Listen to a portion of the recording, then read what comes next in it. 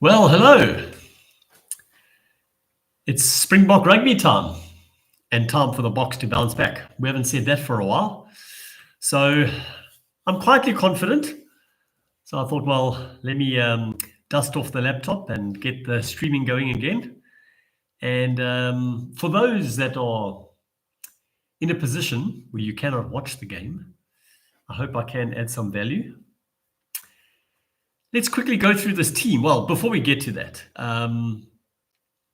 what do we need to change today? Lineouts need to be a lot better. And that's probably why Bongi isn't in the squad. We need to be far better at the breakdown. We need to support the ball carrier. We need to ourselves be more threatening at the breakdown. And our defense out wide needs to improve. Look, with all the changes Rusty made, I think it was a bit of well, guys, if you can't do the basics, like handling errors, that was a huge part of the issue. You know, if we had scored just before halftime and scored our fourth try and they've got the bonus point, I don't think they would have bounced back. But it's all about momentum. And yeah, you've got to send the team into halftime with no hope. Unfortunately, we gave them a little bit of hope. And in the second half, wow. So the starting lineup, change in the starting Robertson, coming in at Lucid for James Slipper. Billy Pollard at hooker, Taniela Tupou, Nick Frost, Will Skelton, Tom Hooper, Fraser McWright as captain, with Harry Wilson not playing. Rob Valentini takes over at 8th man. Got Nick White and James O'Connor. And then supposedly the fastest player in Australia, Corey Toole, coming in at left wing for his debut. Then Ikitau, Joseph Suwali, Max Jorgensen, and Tom Wright. Then on the bench, Brandon Painga Amoso, Angus Bell, Zane Nongo, Jeremy Williams, Nick Champion de Crespigny, Tate McDermott, Tane Edmund, and Andrew Kellaway. So the Boks, a late change, it seemed like, in the last couple of hours. Jean-Luc Dupré. I mean, the poor oak gets his first start since who knows how long, I think 2018. He finally has his opportunity, and he's ill. Man, I feel for the guy.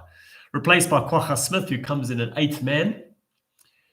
And Andre Esthuizen comes in for him on the bench. So who knows? He might play a bit of flank during the game. But yeah, Oxen Chair, from what I hear, he's vice captain. Malcolm Marks, Thomas Dutoy, Archie Snyman, Ruan Norkia, Marco van Staden, Franco Mostert, and then Smith. Grant Williams, Andre Pollard, Cheslin Colby, Damien D'Alendi, Jesse Creel, Kanan Moody, and then Apelele Fassi, who replaced Villy LaRue yesterday, who picked up a niggle. So, yeah, guys, illnesses, niggles, injuries. On the bench, Manus van der Merwe. I mentioned Bongi not playing. You know, when Bongi was absolutely infallible with his line-out throwing, he was a good guy to start because he'd set the game up for you. And then Marks would come in after 45, 50 minutes and he'd steal ball on the ground. He'd be destructive with ball in hand. But at that stage, his lineouts were not as good as Bongi's. Now that it's much of a muchness, and actually, in fact, both had a bad day with their lineouts, then you say, well, Bongi being the age he is and not having as much of an impact with ball in hand and on the ground, then you try someone new. Van der Merwe scored 2 tries on debut. So there you go. Born Fenter,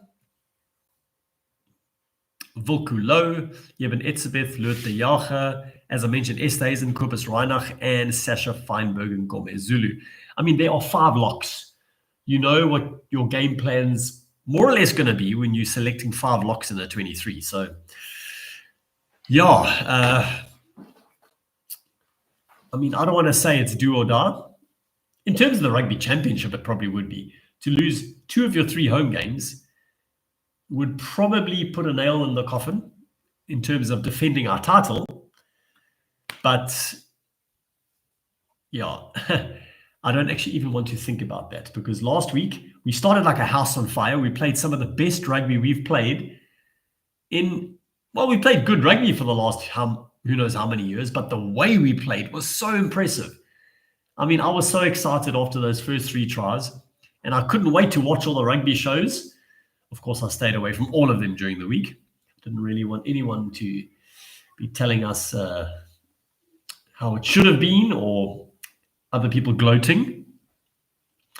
Anyway, the Aussies making their way out onto the field. Of course, the kickoff is at 10 past.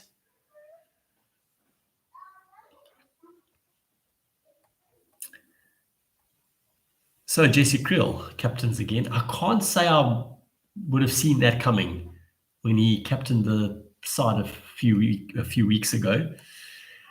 But yeah, there you go. I mean, Sia's injured, Peter Steff's injured, current and a former captain. Kurtley Arendse, Edward van der Merwe, both out. So obviously that's why you have the change in the wings. But I'm sure Colby would have always played in this second game. And then Evans on the bench, so we're short on, and then Bongi, who's captained before, was not in the 23. So then you are short on captaincy options. I mean, who else could be a possible captain? Ruan Norkia, but maybe he hasn't played enough to captain. Then again, Samuel Murat, whenever he plays, he's captain. So that probably doesn't apply. Andre Pollard. Wow. Andre Pollard. He's been spoken of as previously as a future Bok captain. So I don't know why Rassie wouldn't consider him, and then also make Ox vice captain, if that is the case. I just saw it somewhere. Correct me if I'm wrong, please. You're welcome to. I will be posting the score updates in the chat, so keep an eye on that if you miss something. I will, of course, try and update the scores and time as much as possible. So who needs to score a try? Last week, Esterhuizen scored his first test try. I was very glad for him, and when things were going well. And I thought he had a pretty good game, so I'm actually glad he's in the 23 now. But not at the expense of Jean-Luc. I mean, I don't know. I've never been a massive fan of his, but when someone's got a chance, it really sucks for that guy that he suddenly has an illness and he can't play, because realistically, this was his chance. I seriously doubt that he'd start against the All Blacks at Eden Park. So, gutted for the guy, gutted. Ox has never scored a test try. I'd love to see him go over at some point. And Ruan Norkia hasn't either. Ox after 42 caps. Ruan only after 8, so he's still got a bit of time on his hands. But I just love for every player in the squad to have scored a try at least. Then who else that's coming off the bench that needs a try? Volkulo. This would be his 20th cap when he comes in the field. He hasn't scored a test try. Looks like that's it, eh? Everyone else has scored. Quite a lot of the Aussies have not scored. But, I mean, if you look at the amount of caps on average, it's way less than us. And, well, up to now, I suppose they haven't been playing the best rugby. But those 2 games against the Lions and then last week have been pretty impressive. And, yeah, they've given as much as they've got. But, yeah, Robertson, Pollard, Skelton, after 35 games, hasn't scored a try. Hooper, surprised at that one. Of course, Toole, uncapped. Talitha Laters, singing the national anthem. Swayeni tanda soyetu ko si kalela tina lusapulwayo Morena Boluca, si chapa sa Jesu. Ofe dice, ditwa le matswe. Tony Brown, you should have learned the anthem. Why aren't you singing it? Ke u si puluke, si chapa sa Jesu, si chapa sa. South Africa, South Africa. Gotta go deeper for the Afrikaans one. Blauw van onze hemel, het die diepte van ons Heer.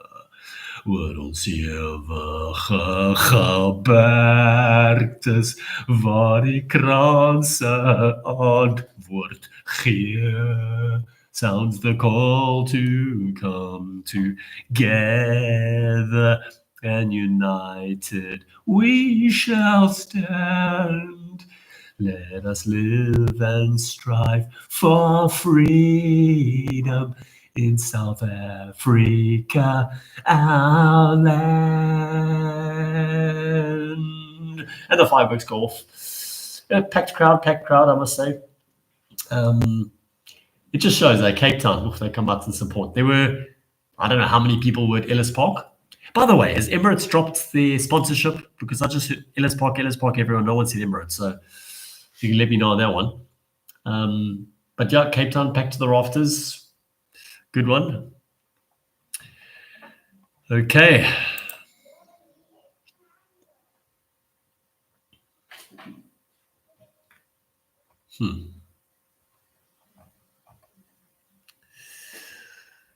Rugby Championship on rugbyhd.com. Someone posted that there. Interesting.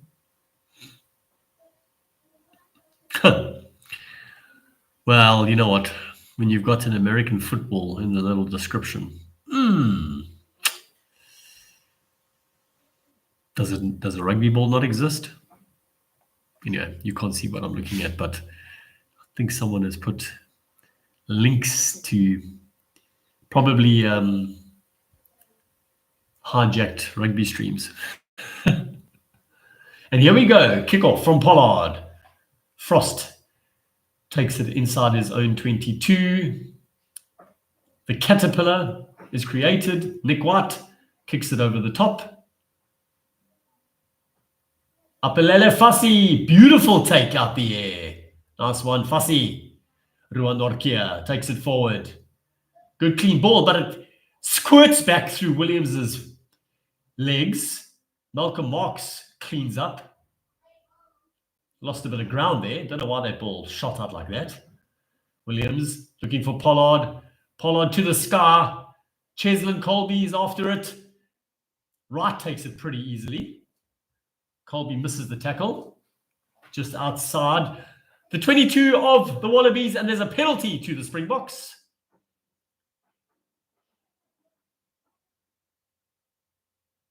Did we just win a ball at the breakdown? Inside the first minute. Lovely. This is certainly kickable from Pollard. Creel is asking a few questions. And looks like Pollard, yep, he's got the kicking tee. Don't know what they're asking about, but nothing has come of it. So Pollard, he's about 5 meters left of the left-hand upright and about 5 meters outside the 22. Second highest point scorer for South Africa was 797. So this will take him up to 800. I know it's a little wider than I thought. And easy peasy, lemon squeezy. Well, Pollard, you can always rely on him to slot those kicks. Okay. Just over 2 minutes, and South Africa has a 3-0 lead.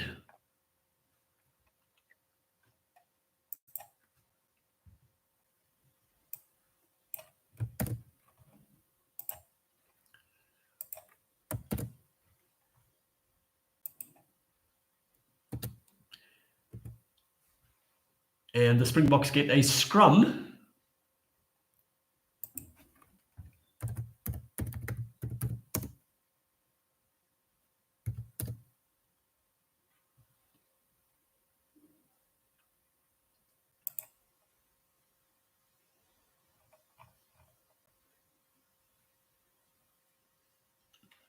Maybe that little. Anyway. You very rarely these days see. Gee, the Wallabies are quite a bit bigger than the box. You see, that's why whenever I hear people talk about the size of the box, it's not actually that true these days, especially in the back line. So scrum just inside. Oh, the ball squirts out, and Williams kicks it downfield. Oh, it bounces. Wright takes it pretty well. He dummies. He goes over the top, and Soili knocks it on. The ball goes backwards. Jorgensen tries to clean up. It's gone all the way back to their 22, and there's no advantage, so they will go back for the scrum to the Springboks. Wright was jinking and jiving, tried to basketball pass it over the top, and Soili, he should have taken that, to be honest. I know it was at his face, but really, no excuses there.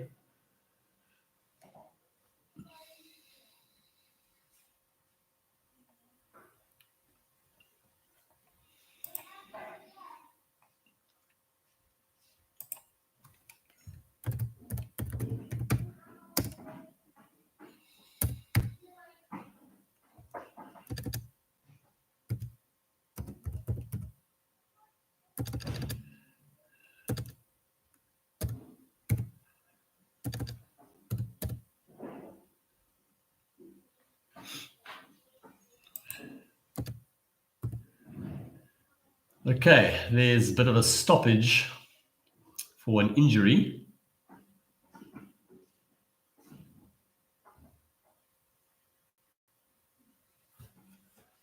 There's been a lot of rain in Cape Town and a lot overnight, so the field already looking like it might be taking a bit of strain, especially at scrums. They actually scarified the field so that it could drain a bit better. But you know, Cape Town in winter, you should expect a bit of cold rain. That's what it's like down there. So Wright is off the field, replaced by Kellaway. And he looks distraught. He walked off under his own steam, so I don't actually know what the issue is. Anyway, Williams feeds into the scrum. And the Springboks have managed to get the penalty. Beautiful inside pass to Fussy. Fussy kicks it forward to Colby. Colby's taken without the ball.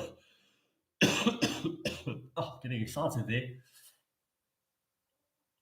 Williams ran with the ball, took it a bit wide, popped it back inside to Fussy, who took a nice gap, and then kicked it off the outside of his boot to the left-hand touchline where Colby was steaming up.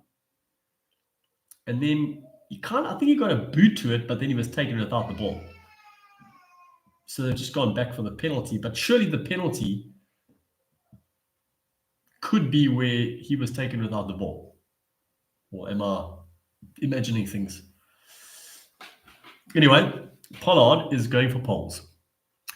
Clearly, that is the strategy today when you've got an opportunity. 288 kicks in his career.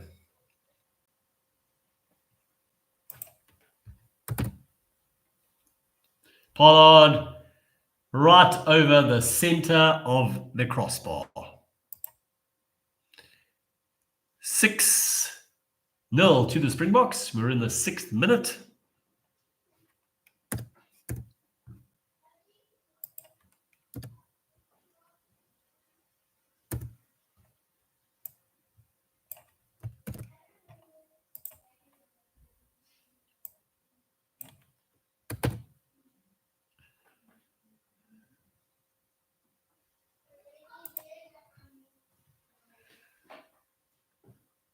So Kwagga Smith takes it off the kickoff. The Boks look like they've secured it. And Williams is going to kick. Well, he tries to clear it, but no, it's a box kick. And the ball goes forward off Archie Snyman's massive arm. Intercept by Delendi, but no, they'll go back. No advantage to the Wallabies, so they will have a scrum around the 50-meter line, about 10 out. 10 out from the 22. Any predictions? How do you think the game's going to go? I think we are going to win by... You know what? I mustn't be pessimistic just because of last week. The reality is it was an aberration. We tried to play too much. It went well in the first 20 minutes, and we thought we could just keep that going. They had a few lucky breaks, and all the momentum went their way. And yeah, we just couldn't get back into the game once they got on the front foot. So I think we will win by 11. There you go. The scrum goes down, Nick White to feed. And the far side, Springboks, scrumming early. Oh my word. The Wallabies are going to score. Corey Toole scores on his debut. That is absolutely ridiculous. How were we sleeping like that?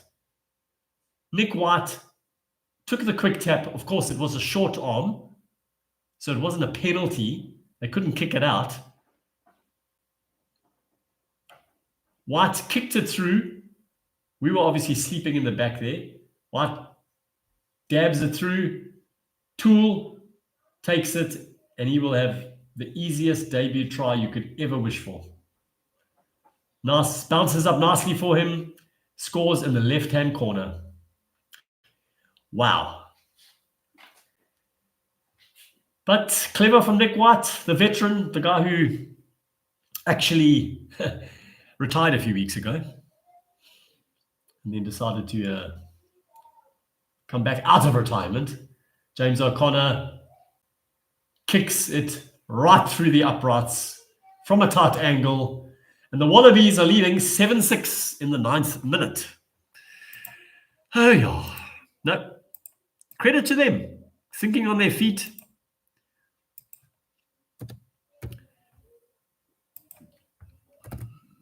We actually, honestly, we defended like tools there.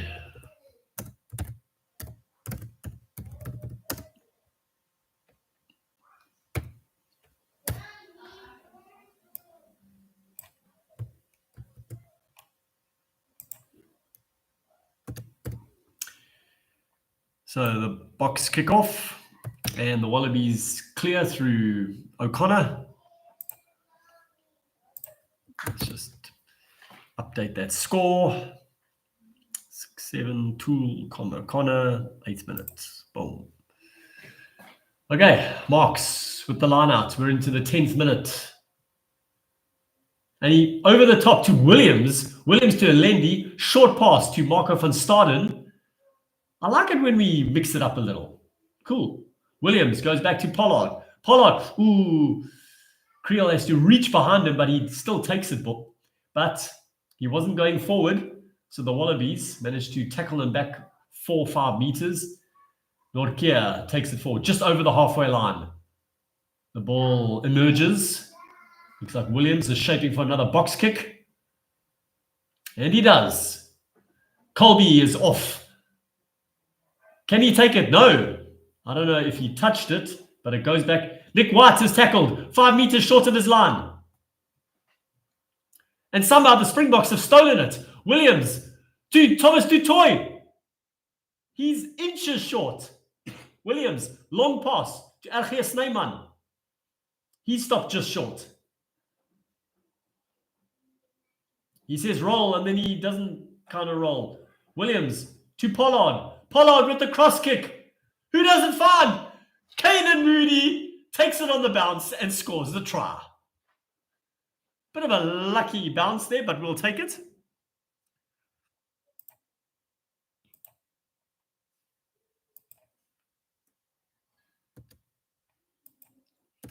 Sure, we needed that.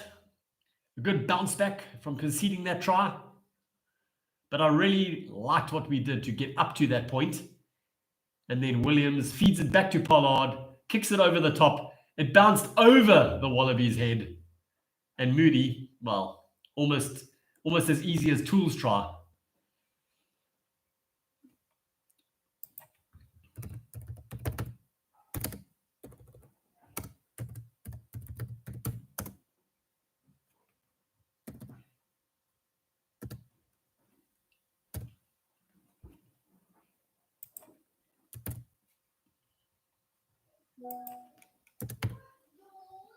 Pollard slots the conversion. 13-7 to South Africa in the 12th minute. That's what I like to see.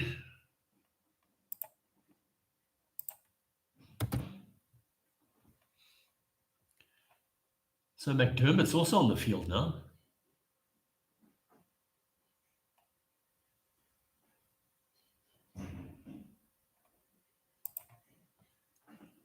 An 8th test try for Canan Moody. 2nd against the Wallabies. So McDermott is on for Nick White.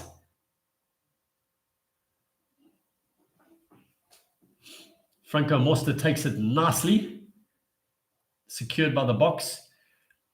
Yep, if you had seen the tackle on Nick White, which led to the try, it looked like he did hit his head on the ground and it might be concussion. Pollard goes to the air again, but very well taken by Jorgensen. He gets it away nicely to O'Connor, who finds Kellaway on the outside. He kicks it through. Pollard is there, but he's tackled. And it's a try. Goodness gracious me. It looked like Pollard was taken high there. The ball spilled backwards, and Fraser McWright picked it up. No, Pollard was dipping. Kellaway, it started on the shoulder. I can't see that being pulled back. Because if it is, it would... McWright picks it up just before the try line goes over to score. So Jesse Creel's asking about the high tackle on Pollard, but honestly, if that... Oh. Okay, wait. There's a development here. Looks like it was lost forward at some point by... Oh, no.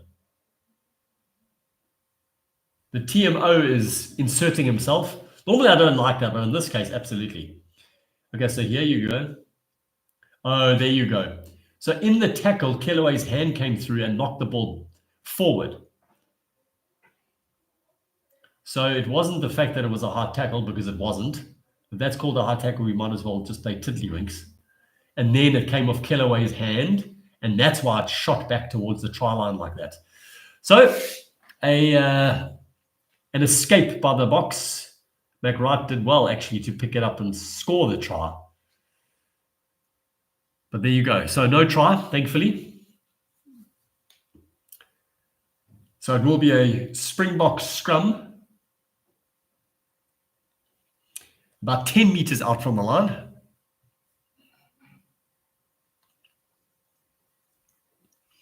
Obviously, this guy with his rugbyhd.com is tracks down every stream and posts multiple messages in the chat. How many is that now? 1, 2, 3, 4, 5, 6, 7, 8, 9, 10, 11, 12, 13, 14. Okay, no, I lost count. It's like 20 plus. Okay, we get it. It's available there. People would rather just listen to me. Why would they want to watch the game if they can just watch me watching the game? I don't know, maybe, I don't know what it is about me, but thanks to those that are on the stream, why don't you put something in the chat instead of rugbyhd.com? Okay, Springbok scrum. Solid scrums going nowhere. Williams takes it, feeds it back to Pollard. A good old clearance from the back by a fly half. Wow, that takes me back to the 90s. Instead of the scrum half taking it upon himself, Pollard had plenty of time and space and could whack it down up towards the halfway line. Seems logical, but they don't do it often. So still 13-7. We're into the 16th minute. A packed DHL Stadium. Pollard finds Hooper. O'Connor takes it. He runs forward. He's tackled. McDermott to Valentini. Oh, Springbok diving through. Looked like that was Van Staden, so conceded a penalty. Oh. It's a kick over the top. Colby takes it. No, so they'll go back for the penalty of Van Staden not staying on his feet and diving straight over the top. 6 green. There you go. The ball was available, and for some reason, Van Staden dived over. It's almost like it was pushed there by a wallaby. But anyway, he did end up messing with their ball. O'Connor is going to go for the corner. It's certainly kickable. Basically in front of the poles, about 30 meters out. And he kicks it, not the greatest kick to the corner of the world, but it's about 15 meters out from the try line. So far, penalties conceded, 2 by Australia, 1 by South Africa. Definitely better than last week. Well, at this point in the game, it couldn't have gone better. It soured after that. Hooper takes it again. O'Connor to Ikitau, and he throws it over the top, but it finds the ground. Toole cleans up. Going backwards, the Wallabies. Jorgensen plays scrum off. Back to O'Connor, McDermott. Ikitau takes it forward. McDermott, he goes blindside to Valentini. Tupou.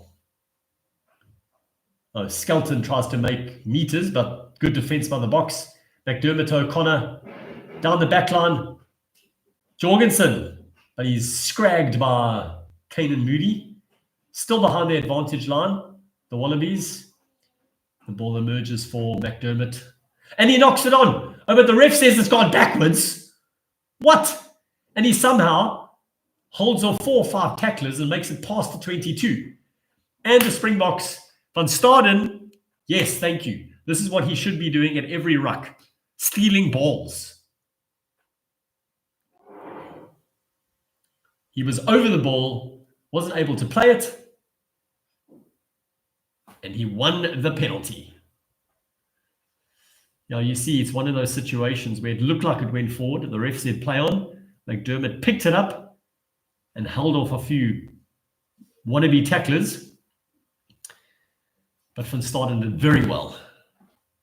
I must say, I was even surprised he was in the squad earlier this year because he'd hardly played, let alone played well for the Bulls. But he's quality, and he's showing that he's quality, especially in the last few matches. Marks with the line out. He finds Archie Snyman. Oh, goodness gracious me. He juggled it, then it went forward. Now it's back on Australia's side. Toole gets tackled way behind the advantage line, but it looks like he will go back for the knock-on. Come on, guys, the line-outs, the line-outs. When we play well, we don't mess up a line-out. It's such important ball.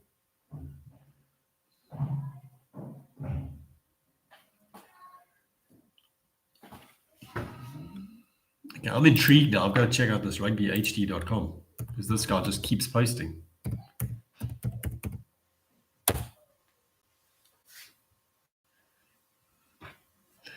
Watch Rugby Championship game live, anytime, anywhere. Save 50% today. Oh, I'm going to create accounts and pay. Why is a rugby match 80 minutes? Because that's the time allowed.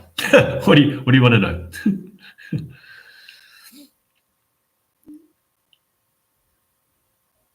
Your ultimate destination for live rugby streaming. Okay.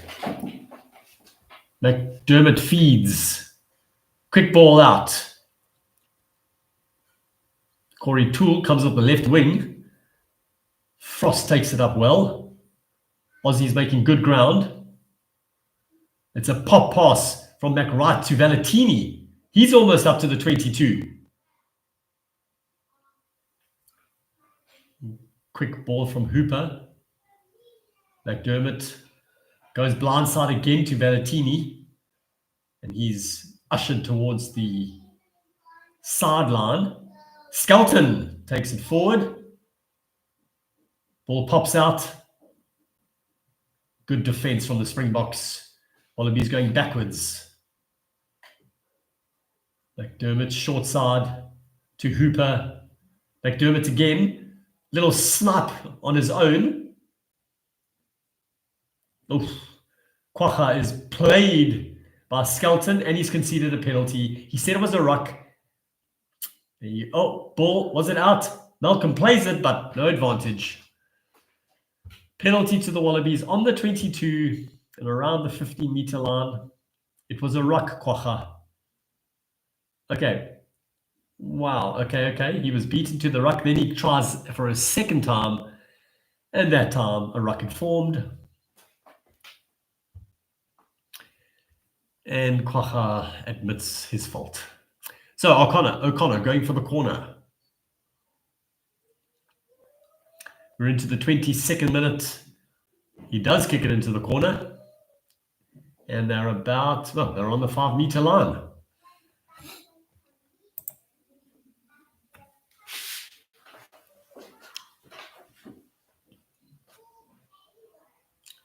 Looking at a potential neck roll.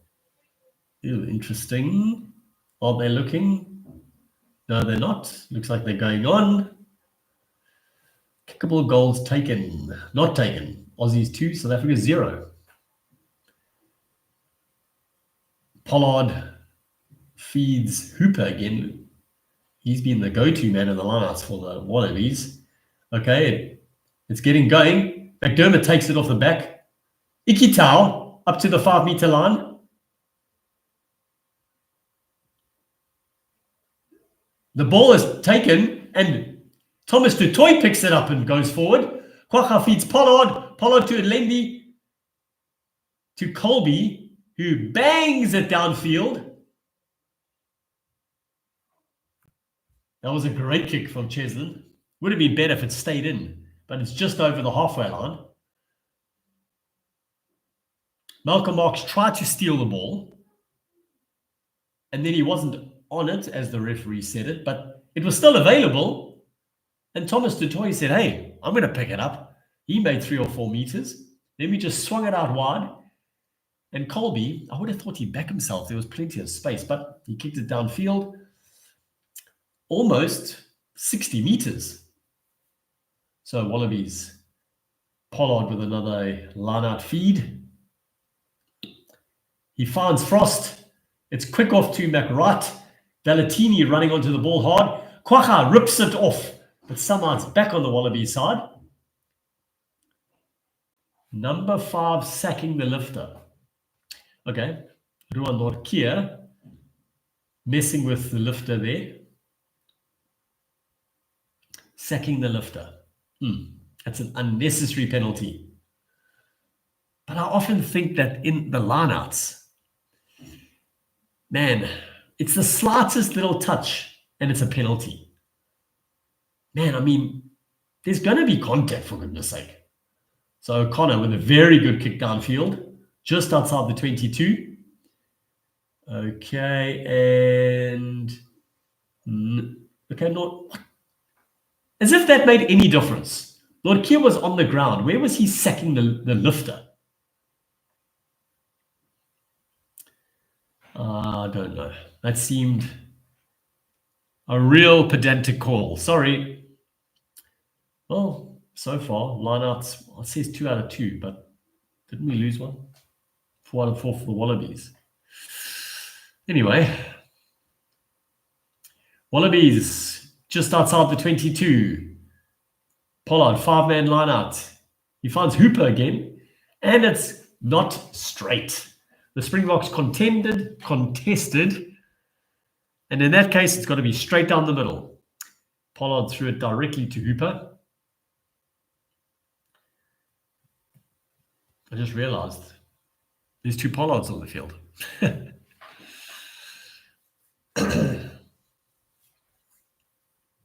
Billy and Henry.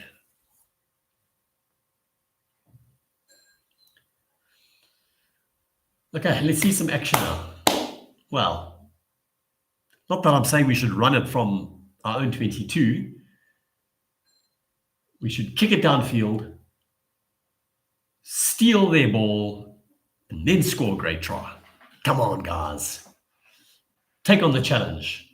So Williams with the scrum feed just outside the 22, so I don't think they could kick directly out. He feeds it under the lock's feet, as all scrum halves do these days. It's gone down, but the ref lets it go. Dalembi running at pace and flat onto the ball. He makes 3 or 4 meters. Ooh, Williams to Mostert. Looked slightly forward, but hey. Okay, now you're pushing it into him, but this guy's flailing around as if he can't get out. He eventually does.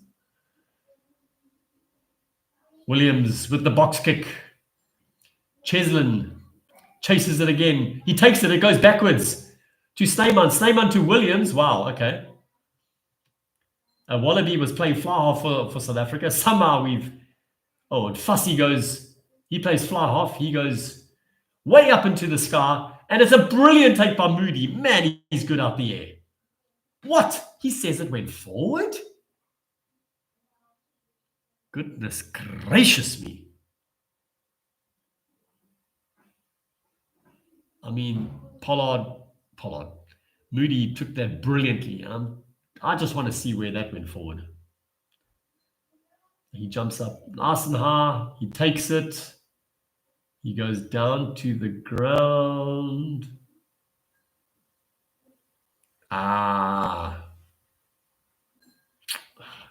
Man alive. Okay. Wow, Caden Moody, last week, it was his first loss in the Springbok jersey. Goodness gracious me. He had a 100% record before that. Brilliant.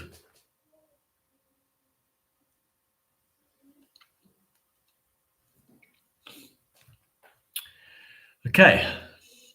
The Wallabies with the scrum just outside their 10-meter line.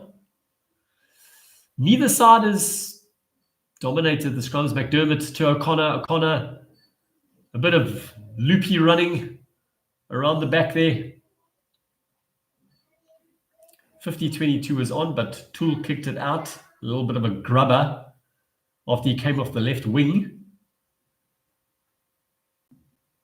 and kicked it out 5 meters short of the 22. So I wonder what...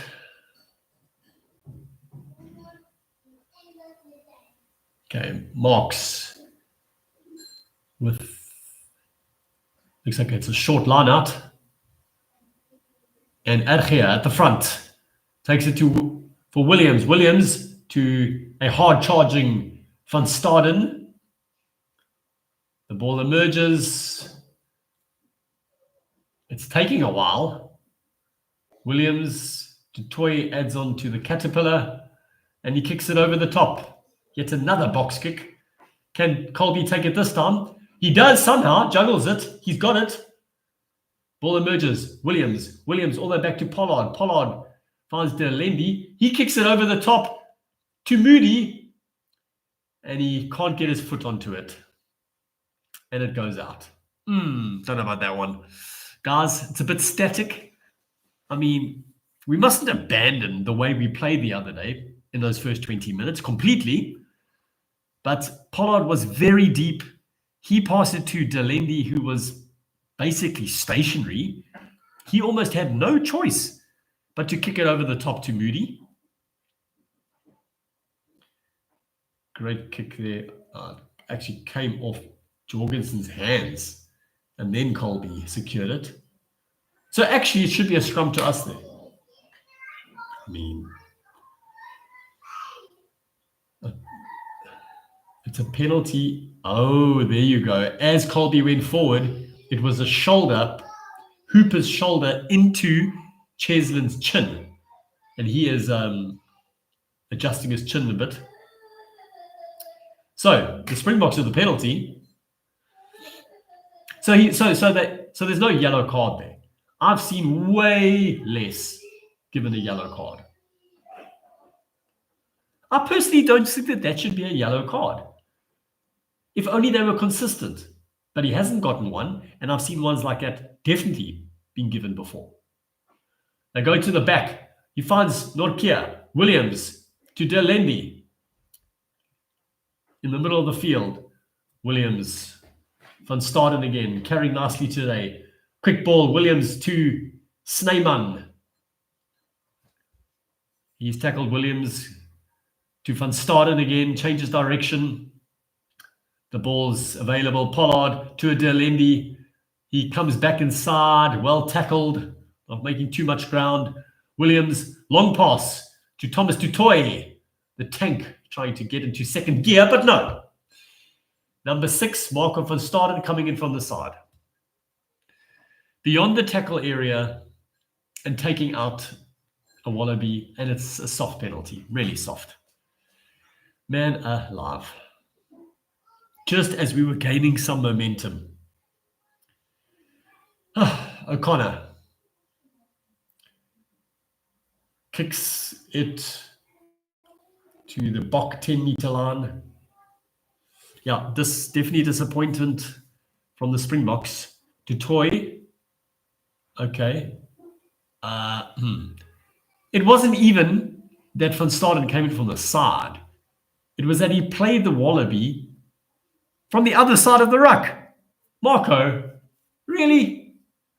You could have carried on going and made your way back to support. 5-man line out. Frost down. Suali takes it going forward. Skelton with a little pop behind. Over the top. Brilliantly, almost. Tupou knocks it on, but it was a very difficult ball at his feet. Fussy. Knock on advantage, Delendi. He passes back inside to Kwacha Smith. Smith makes a few meters. Williams. Nortje, short pass to Thomas Dutoy. He somehow gets it to Oxenchair, who rumbles over the halfway line. Williams all the way back to Pollard. He shapes to kick. Moody with eyes on the ball. Corey Toole gets through 2 tackles and gets the pass away. That's not acceptable. Ikitau kicks the ball forward. Pollard with a long pass to Fussy. Fussy with space. He kicks it up for himself.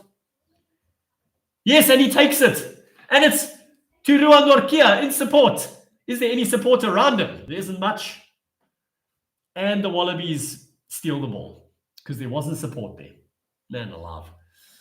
They kick it downfield to Colby. Ken Tolby. He kicks it forward. Colby, taken by Tupou, who kicks it out. Wow. Okay, Tupou did well there. Somehow was in the right place at the right time to take the ball. But it looks like he's in pain. So Fussy runs forward, kicks it over the top for himself. He knocks it backwards, takes it to Ruan Nortje, but then unfortunately the support was a little slow. Toole got back on his feet and played it, I think. Looks like Tupou has done a finger. He's in a bit of pain there. Oh, I just saw that.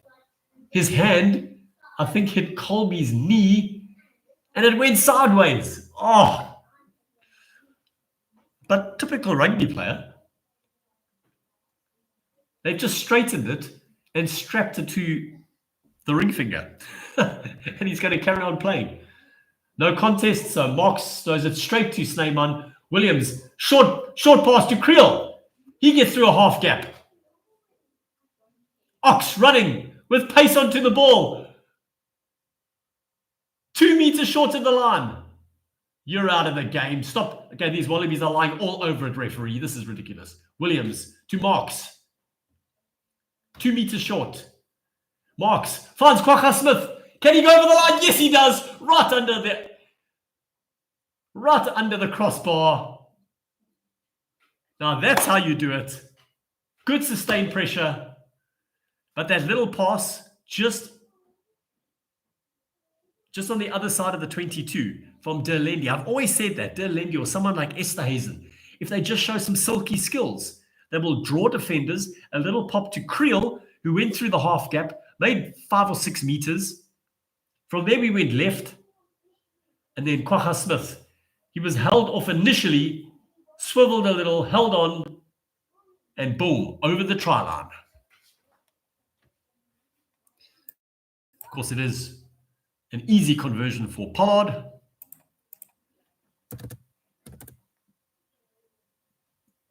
So 36 minutes. Perfect just before half-time. 27 to the box.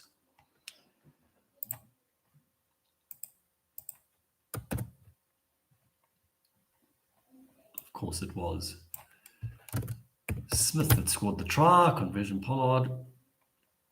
So Kwagga Smith, he's been good so far, coming in at the last minute for the unfortunate Jean-Luc Dupré.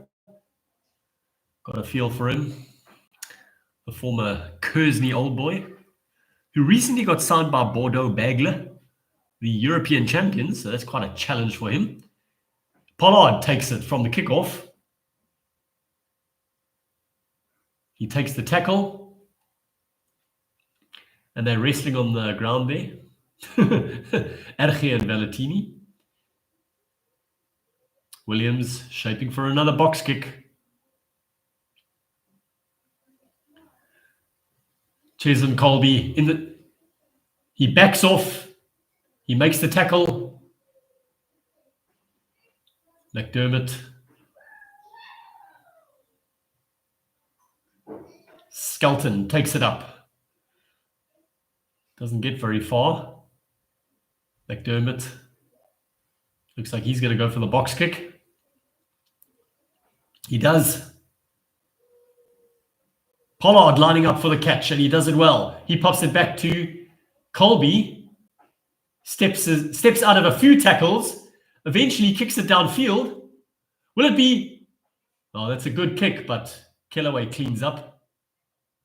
I thought there was space. Colby could have backed himself there. Okay, Fussy. Is he going to back himself? Another up and under as he kicks it through. But it's out directly. Upper Lele Fussy. That was a waste. You'll be very disappointed with that. But, from broken play, surely players like Fussy and Colby should be backing themselves. They should almost always beat 1 or 2 defenders if they're running at pace from the back. Come on, guys, back yourselves. 49 tackles for the box so far, 54 for Australia. Quick play from Australia. O'Connor finds Ikitau. McDermott cleans up again to Soili. He pops it back to James O'Connor. O'Connor pops it for Pollard. McDermott changes direction to McWright. Just over the halfway line, McDermott again. Ikitau avoids the tackle of Ruan Norkia. McDermott to McWright. He passes back. Kellaway cleans it up off the ground, but they've lost a few meters. McDermott to Skelton. He shows and goes and makes a few. McDermott to Valentini. Bit of a slippery surface. You can see the mud collecting on the player's kit. Skelton again. Stops. And Kwagga Smith. He dived on the ball emerging from a ruck. That is one of the most pathetic rules in rugby, if you ask me. Sorry. What difference does it make? If the ball's just lying anywhere on the field, you can dive on it.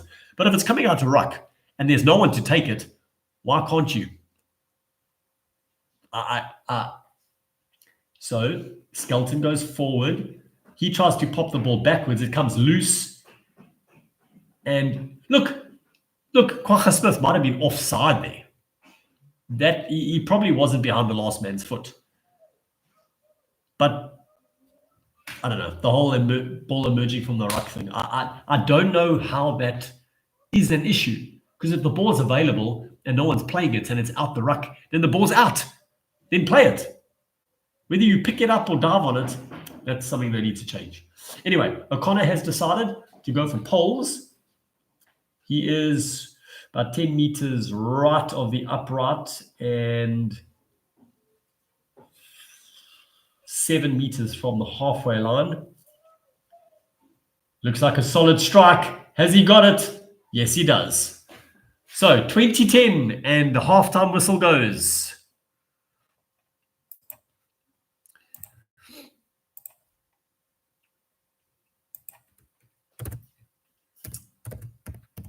Tries from Kwacha Smith and Kanan Moody. So that was in the 40th minute. South Africa 20, the Wallabies 10. Probably, yeah, I mean, would have been nice to have avoided that, but better than conceding a try.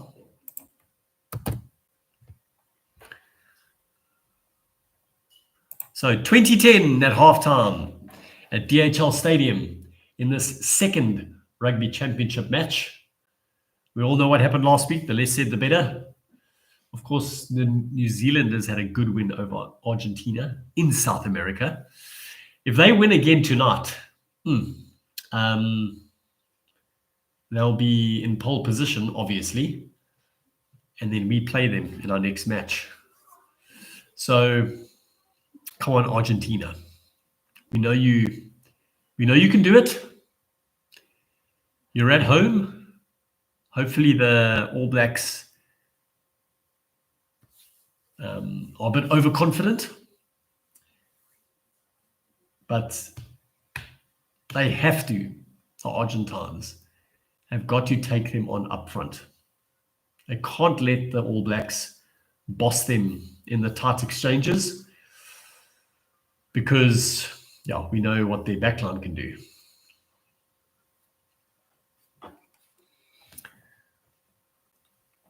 It's been a good weekend so far in terms of South Africa versus Australia. Another very good win by the Proteas. Winning the ODI series yesterday is just a 3-match series, so 2-0 up. That is the fifth consecutive ODI series win over Australia.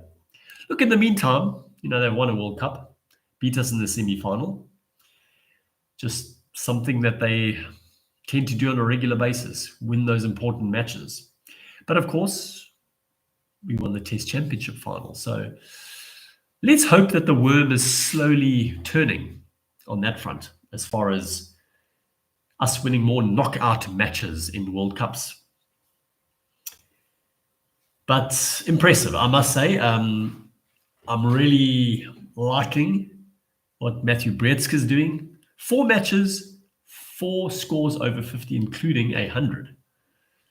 So, yeah, very impressive. He threw away 100 yesterday. And what I think as did Tristan Stubbs, what I do think is that the players, because they play so much T20 cricket, they're in that mindset of having to go. 50 overs is a long time. And at that stage, when Breedska and Stubbs were together, man, if they had gone for another 10 overs, we would have scored above 300 easily. They both probably would have scored their hundreds as well. And you know what? I don't want to overplay the importance of personal milestones. But hundreds are hundreds at international level. And when you've got the opportunity and you've got the time, I mean, they could easily have gone at 5 or 6 runs and over without a sweat for another few overs, get him to his 100. Breedska then could just open up completely. Stubbs could support and then take over if Breedska went out. And Brevis as well. I mean, just going too big, too quick. Plenty of time available. I just hope that it's a good sign. I will also say I don't think the Australian team is the Australian team of old, especially from a batting point of view. I mean, Head, he has been very good over the last few years. But other than that, in terms of consistency, I mean, Alex Carey is playing as a batsman and not even keeping. So that should tell you something. But yeah, I mean, Bavuma didn't play. Miller didn't play. Janssen, Rabada. Geez. Good. We're building up to a 2027 World Cup. So the signs are good. Let's just say that. So halftime at DHL Stadium. The Springboks leading 2010. I think we will all be completely shocked if they let the Aussies run rampant like they did in the second half at Ellis Park. They've learned a few things and will not allow that to happen. And if you just look at the way we've been playing, far more conservative, more kicking, going to poles when we can. We need the bonus point. The Wallabies, I mean, you would have got unbelievable odds after 20 minutes last week if you said that the Springboks would not get a bonus point, would not win, wouldn't get a 4-try bonus point, and wouldn't even get a bonus point for finishing within 7, and that the Wallabies would score 6 tries. You would, I mean, jeez, if you had bet $100, you would have made thousands. Yeah, nice. Just looking at the highlights. Nice quick ball, flat ball from Williams, oxen chair running onto it. Literally like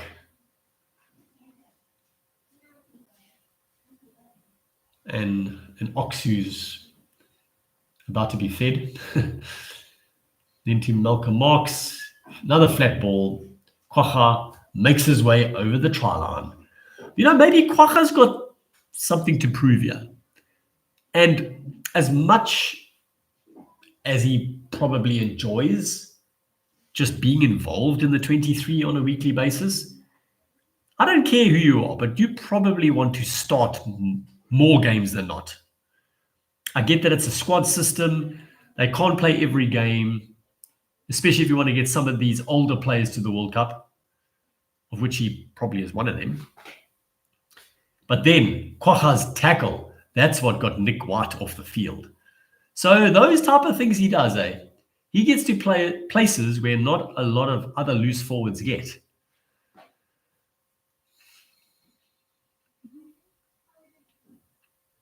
Beautiful take from Moody. He is so good out there.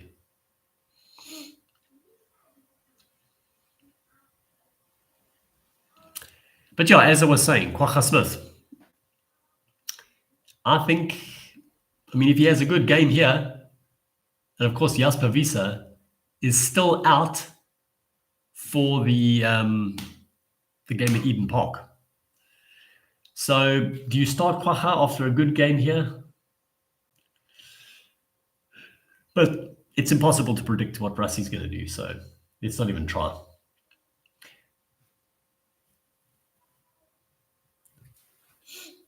Man, how sick does Jean-Luc Dupré have to be? Because if it's illness, as they say, he would have had to have said, hey, coach, hey, doc, I'm not feeling well. Please, can we look into it? That's honesty, because only he would really have known, unless he was sweating so profusely and being physically sick, where it was obvious that he couldn't play. So 256 meters made by the Springboks, and the graphic disappears.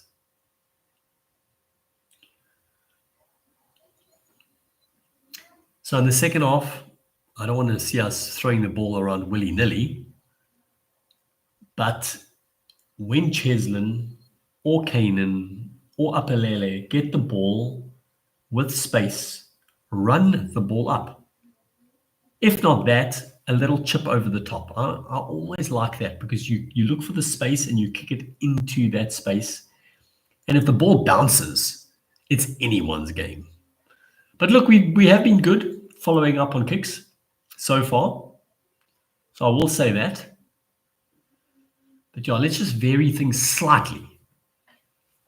We don't have to go all maverick like we did in the first 20 minutes at Ellis Park, because that requires unbelievable accuracy. And that was our problem. The accuracy at a certain point disappeared. We weren't getting a lot of ball because we were losing most of our lineouts.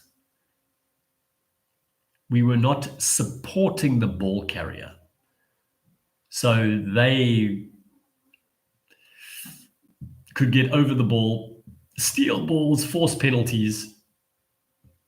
And there hasn't been a lot of that today. There's been the odd one where someone has run away from their support. But you're supposed to run away. The support must keep up with you. It's not like, oh yeah, why don't I slow down so my support can catch up to me? The whole point is running towards the try line, isn't it? So, but yeah,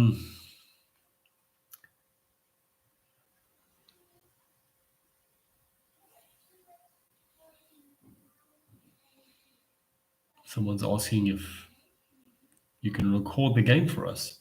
I personally can't. I don't know, maybe rugbyhd.com can help you out.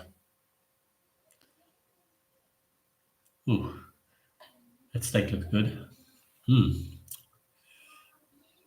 Oh, force is a fickle thing, eh? But yeah, steak, eh? With the price of beef these days. Whew. Just ridiculous. I might have to just give up my love for steak unless things change, because I can't be paying those prices. Even if I had the money, which I often don't. Looks like chicken and pork it is for the foreseeable future. Who would have thought that lamb would suddenly be cheaper than beef? I mean, it's always been more expensive.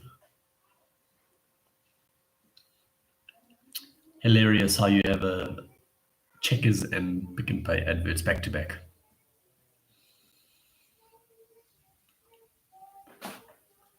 Yeah, I think Pick and Pay saw how Checkers 60/60 benefited from their sponsorship of the Springbok broadcast during the World Cup. And now they've gone all in with the Springboks as a co-sponsor. I mean, that must be proper money. Springbok Edition Powerade. Okay, so it's green. But does it taste like a Springbok? Or how does it taste? How does Springbok Powerade taste? I mean, if you didn't see the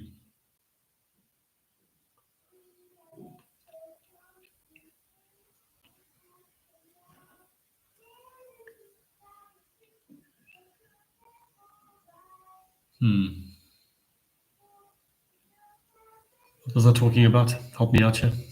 Lost my train of thought.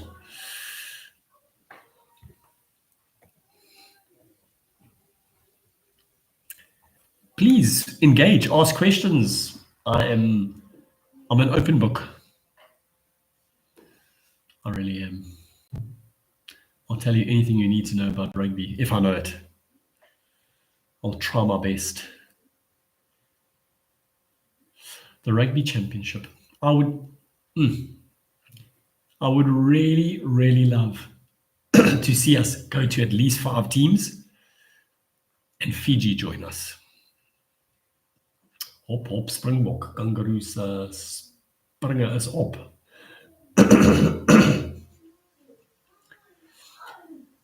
Yeah, we should lead the way in terms of including other teams into the championship. Because I think Fiji deserves it. Whenever they play in a World Cup every 4 years, oh, it's beautiful the way that the Fijians are playing, and they always end up winning a game they shouldn't have. But how can they develop to be a force in rugby if they never ever play the top teams on a regular basis? I hate the idea of a closed shop. especially at international level. There should be some mechanism where they can, okay, let's have a second tier competition. We include Fiji, Samoa. I mean, they do kind of have the Pacific Nations Cup. So basically that, and the winner of that, am I right? It's Japan, Fiji, Samoa, Tonga, USA, Uruguay, or some South African team, South American teams involved, Canada. Anyway, the winner of that gets to qualify for the Rugby Championship. And you go to 5 teams. Then after that, promotion relegation. Simple. Okay. About to kick off in the second half. Jesse Creel is having a chat to the referee, trying to make a few things clear.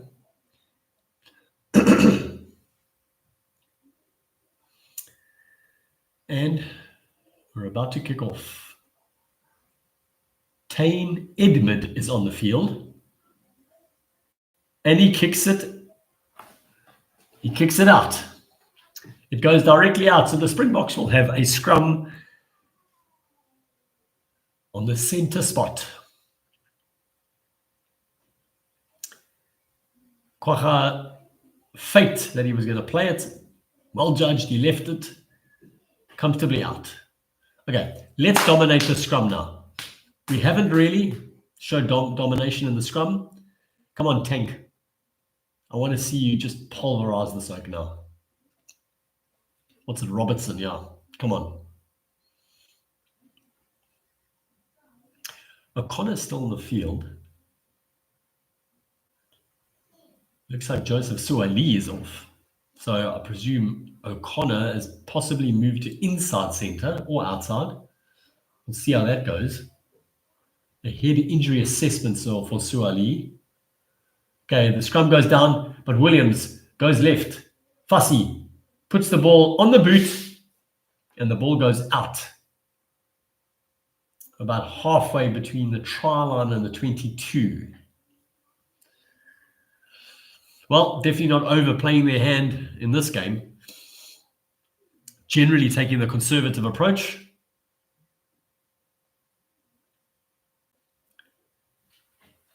So Pollard to throw in for the Aussies. Hooper again takes it.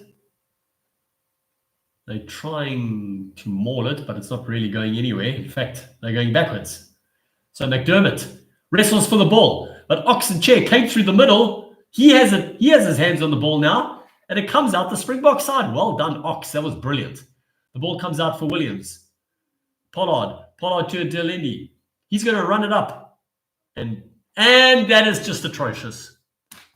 Very, very clumsy. For some reason, Van Staden was loitering there. Delendi then stepped into him and stopped an Aussie from tackling him.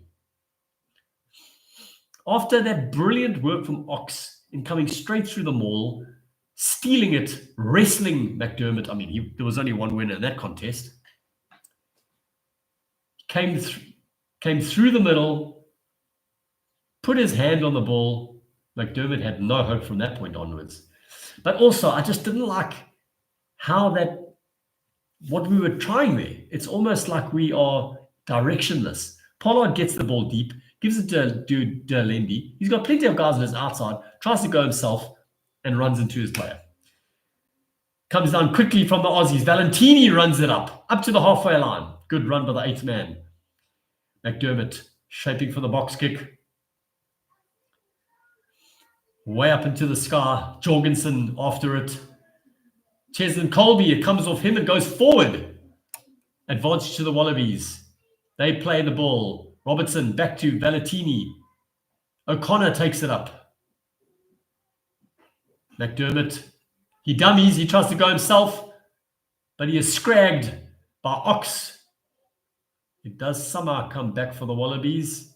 Oh, out the back from Hooper. Good play. Corey Toole takes it up nicely. Blindside to Kellaway. Tupou seemed to get in his way, and the ball has gone out. Some good direct running from the Aussies there, I must say. but the Boks will have the line out just outside their 22. Let's not mess around here. Let's just, yeah. Williams feeds Van Staden, running up just over the 22. The ball's taking some time to emerge. Williams is going to almost charge down. Actually, I think we don't actually know what happened there. And the ball's gone forward from a Springbok, but they'll take the first knock from the Wallabies. Interesting where that came forward. Let's see this. Okay, that came forward from Snyman's hand.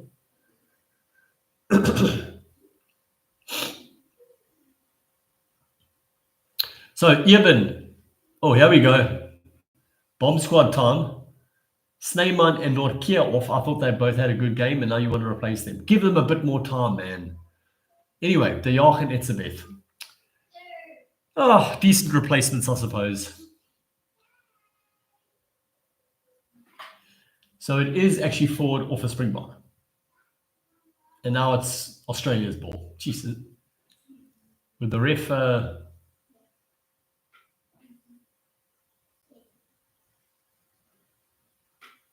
okay, the ref was seeing something else. So it is actually the correct decision.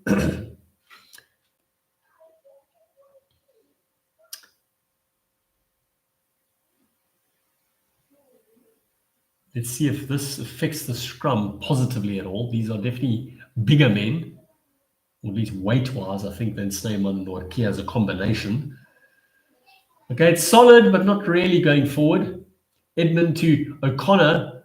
Looks like he's playing it inside center. And, oh my word. And that is terrible. They kicked it over the top.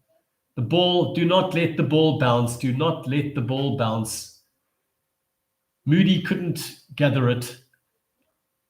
One of the Aussies missed it, but it fell to Jorgensen and he trotted over. 6th international try for Max Jorgensen. That was unnecessary. So Edmund back to O'Connor, who popped it over the top. Bad bounce for Moody. He gets his hand onto it, but it falls nicely for Jorgensen. Oh, yeah. The Aussies right back into it. Kick to come. 2015.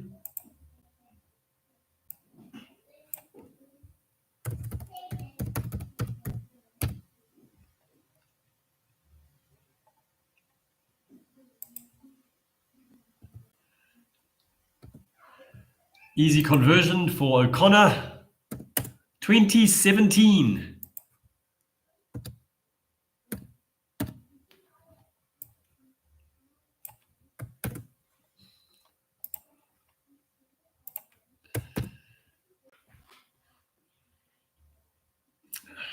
To the Wallabies, into the 48th minute.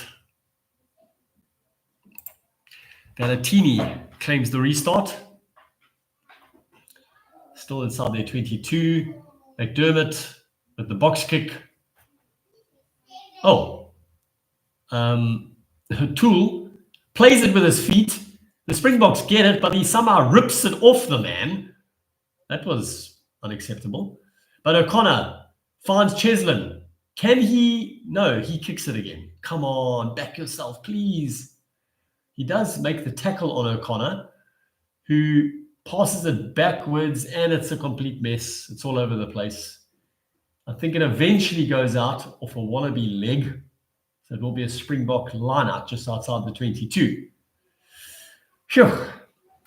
I mean, Cheslin is so capable of faking the kick and stepping the man. He will beat him 99 times out of 100. We just need, I mean, that to me is not overplaying your hand. It's beating your man and backing yourself, especially in open play. Angus Bell runs onto the field, more than likely to replace Robertson.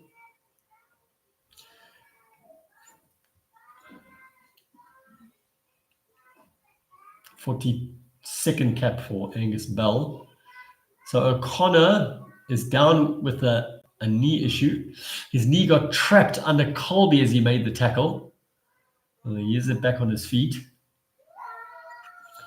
Man, has this guy had a up and down career. How many teams has he played for? I mean, in Australia, Force, the Rebels, I think, the Reds. Who else? Anyway, Springboks with ball in midfield after the line out. Diacha attempts to take it up. He makes a few meters. Good support from fellow Springboks. Williams goes left to Pollard. Long pass from Pollard to Colby, but he's got to go backwards to collect the ball. Don't know about that pass, Pollard. The ball emerges. Williams to Ox. Short ball to Etzebeth. Just over the 22. Williams. Short ball to Dutoy, who still has the ball. Williams with Evan running onto the ball at pace. He pops it. Nice momentum. Delendi taking it up. He makes 3 or 4 meters. The ball emerges quickly. And the ball goes forward. Goodness gracious me. Williams fed Etzebeth, who knocked the ball on. And then it was forward of the Wallabies. Whew. Almost a little too flat. But actually, Etzebeth should have taken that. I know he had someone almost in his face, but yeah, no. I can't really excuse that. As if I would take that with a massive wallaby bearing down on me. Cheslin, wys ons jou dance moves. Ja, ek stem saam. Come on, Cheslin. When you get the ball with space at the back, run the ball. Or if you want to kick it, just chip it over the top. How often do you see a little chip over the top work out for the attacking team? Because you're running forward onto the ball. But he doesn't even need to do that. He's got unbelievable twinkle toes. Okay, scrum to the Wallabies. They're going to have to clear their lines here. Ball, it goes down. McDermott plays it quickly. Goes blindside to O'Connor. Ball goes loose. And it's supposedly gone forward off a Springbok. So the Wallabies are playing with advantage here. McDermott plays Bell. He makes 1 meter. McDermott looking for the box kick again. And it's a charge down. O'Connor cleans up. He bangs it downfield. Okay. Pollard to Colby. Colby goes himself. He's got support. Williams. Pollard. Flat ball to Moody, who knocks the ball on. Not the best pass in the world, but our handling is coming back to haunt us again. But it does seem a little directionless, doesn't it? There's no fluidity in our attacking play.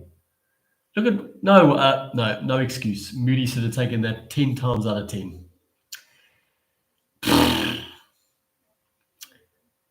And this is Nongo coming on for Tupou at tight head.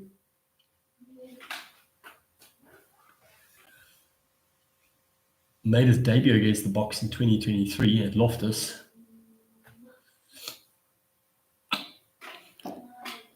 Okay, Wallabies with another scrum.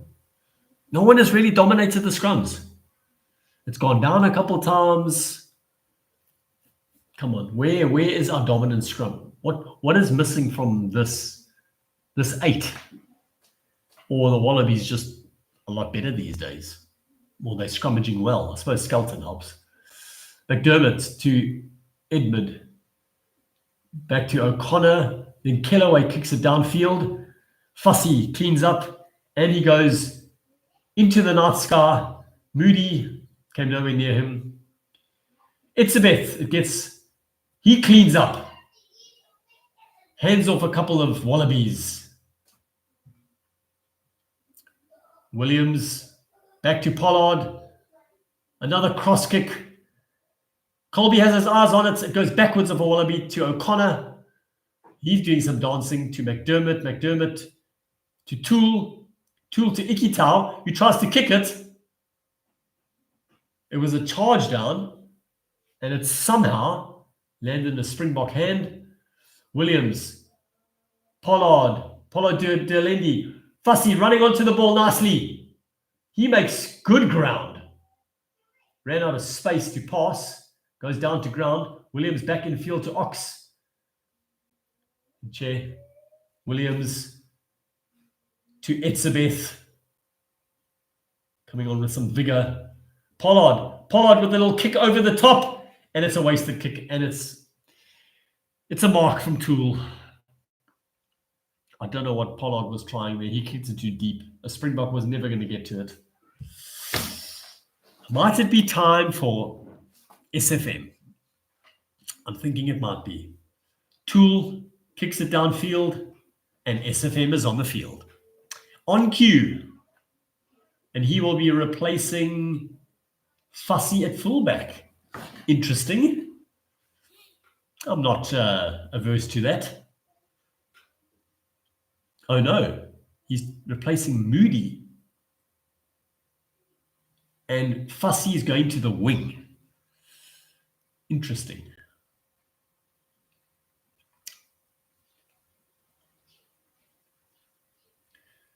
So Colby's going onto the right wing, Fussy onto the left.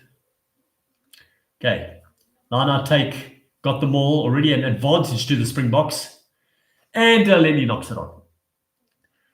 Okay, I know the conditions aren't great. You can see it on the field. It's a little wet, but so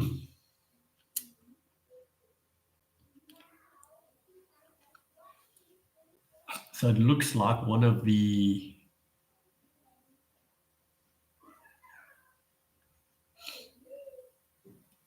number 12 offside. We had the advantage of the maul. Then obviously after that, it was also offside. Anyway, Pollard is going to go for the shot. It seems from the 10-meter line, more or less in front.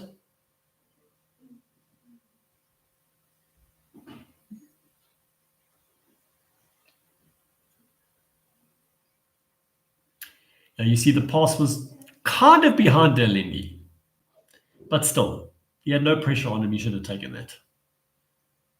So Pollard, 4 from 4 so far today.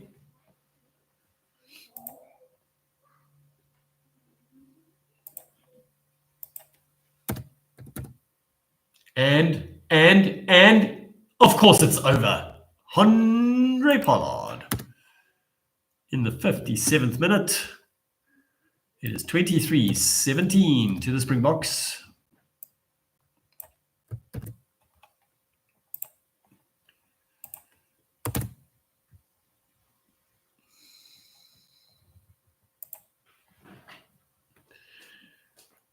Kickoff. Kwacha Smith takes it. Beats 2 defenders over the 22. Support arrives. Creates the caterpillar. And Williams over the top. Etzebeth on the charge. He knocks the ball back to Ox. Williams back inside to Pollard. The ball squirts out the back. Williams tidies up. He's taken by a few wallabies. They secure the ball. Smith plays scrum off. Goes himself. Makes 3 meters. Mark secures. Valentini. Williams back to Pollard. Another up and under. Fussy goes for the ball. And it's a great take by Edmund. The Wallabies. Bell rumbles up. McDermott digs for it. Just on their side of their 10-meter line. Oh, McDermott a bit unsure there. Gives it to Frost. Back to O'Connor. Beats a few defenders. Tricky one for Kellaway. The ball bounced. He did manage to clean up, but the Aussies have lost a fair amount of ground. Almost back to their 22. McDermott gives it to Valentini, who was standing still.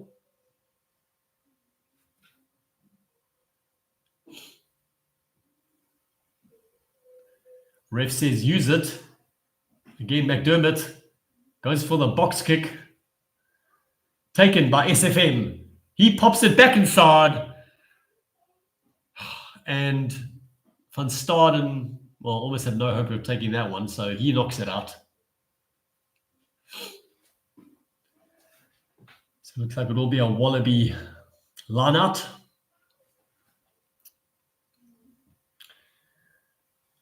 We're into the 59th minute. I wonder when the rest of the bomb squad's going to come on. Because normally he would just send them all on at the same time, but he just replaced the locks. So Pollard feeds just outside his 10-meter line. It goes over the top. It's tidied up by Franco Mostert. Williams looking for the box kick again. That's nice and hard, just outside the 22. Great kick. Ball bounces back to Ox. It goes backwards. Cleaned up by Van Staden. He shows and goes over the 22. He pops the ball back. Marks cleans up.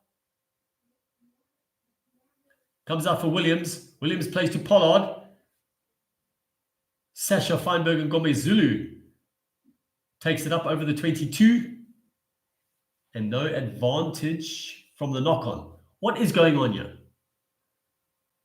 He allowed the Springboks to continue playing despite the fact that there was a knock-on from the Springboks. Really?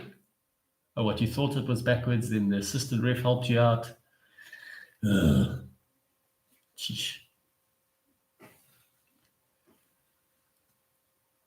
It's not a boring game.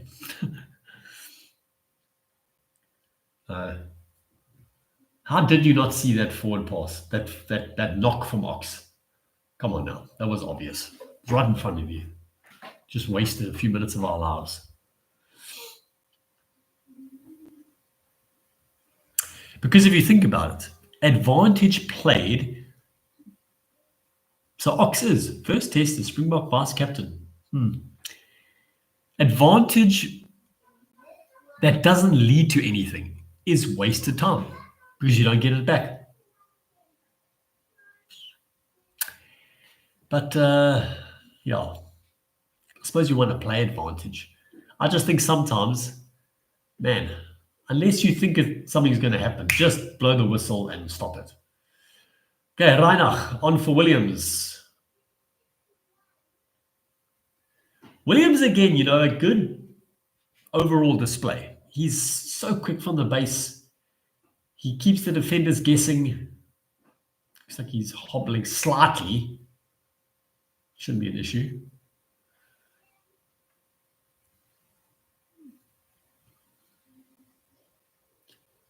Okay. George Gregan has said that he's been very impressed by Williams. Well, that is high praise.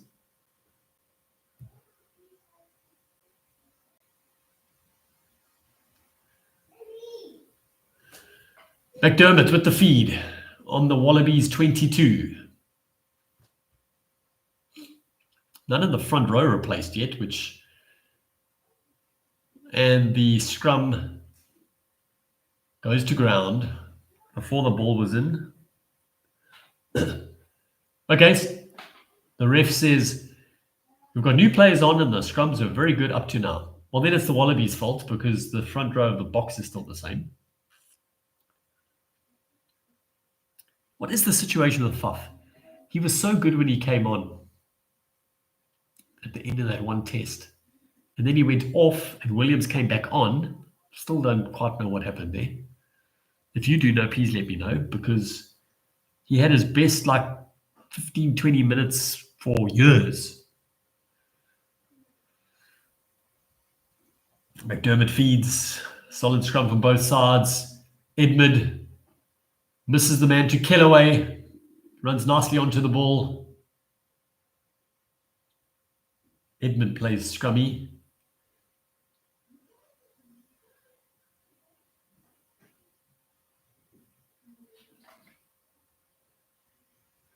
McDermott over the top. And it's SFM who tries to take it, but no. Kwacha Smith tidies up. just short of the halfway line. Reinach goes blind. Jesse Creel short pass to SFM. He kicks the ball through. It bounces quite nicely for O'Connor, who's tackled by Creel and Sasha. McDermott. McDermott digging again. The caterpillar forms. That shouldn't be allowed in rugby, but that's just my opinion. McDermott with another box kick. How many have been in this game? Fussy goes up. It bounces back for Van Staden, who cleans up. And he goes 3 or 4 meters forward. Reinach to De Jager. Ball presented nicely. Back all the way to Pollard, who kicks it way up. Colby goes up for the ball.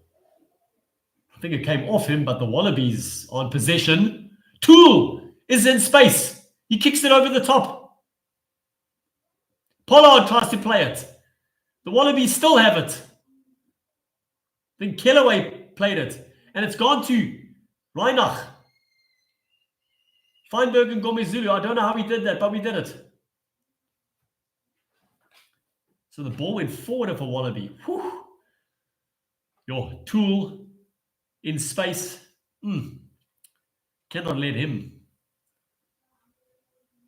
run freely. Okay, substitutions coming on. Volkulo for Thomas Dutoy, I presume. Indeed. Their replacement hooker, Paenga Amosa, is also on. Okay, so it just looks like it's Dutoy coming off.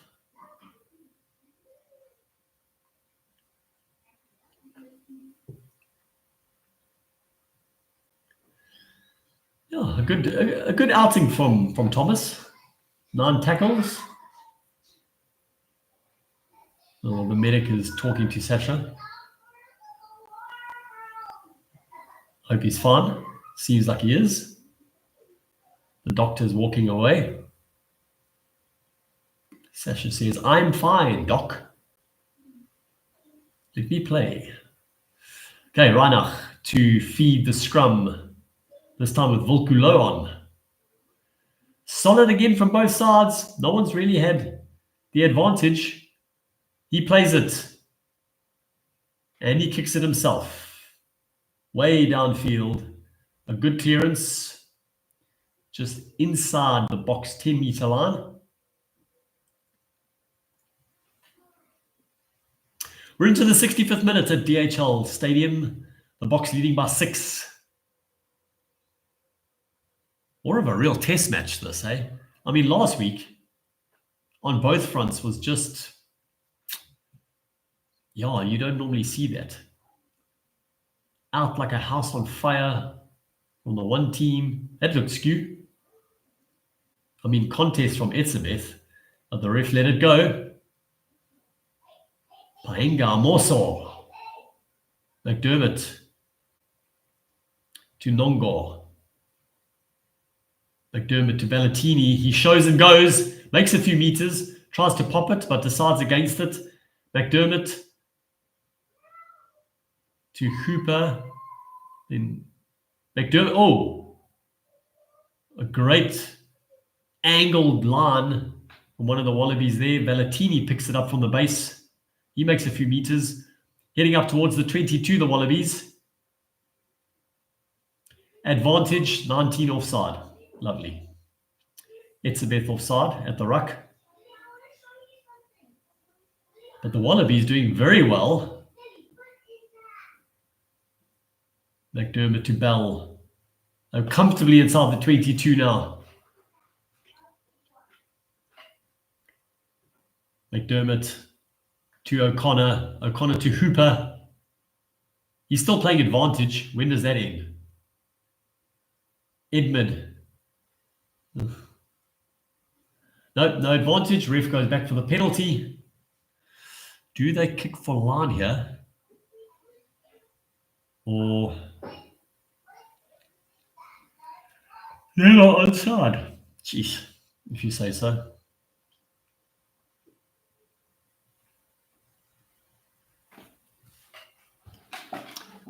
Oh, Andre Esterhuizen is going to come on, but will he come on the side of the scrum or at inside centre? Meanwhile, O'Connor kicks to the corner. It will be interesting to see. Oh, he replaces Mostert. There you go, Andre.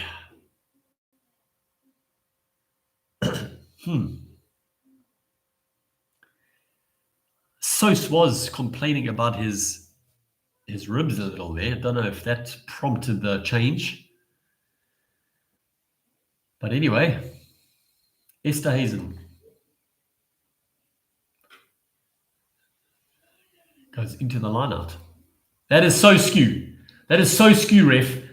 We competed there and it went straight to the Wallaby. That is a joke of a decision. How did the assistant ref help with that? And we've collapsed it. And it's a try, supposedly. What? Back to within a point with the kick to come. The reserve hooker. Brandon Paenga Amosa. Really? That was a skew line-out throw. I hope they mark him down for that at the post-match analysis. Interesting. He just was lying there and then he rolled it. Huh? Wow. If you say so.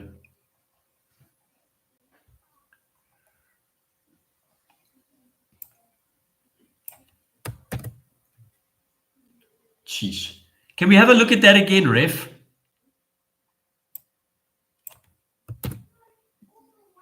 And O'Connor misses the conversion.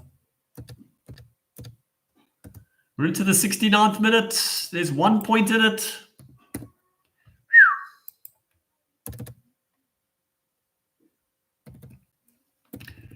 Box leading by 1, 23-22 with 10 to play.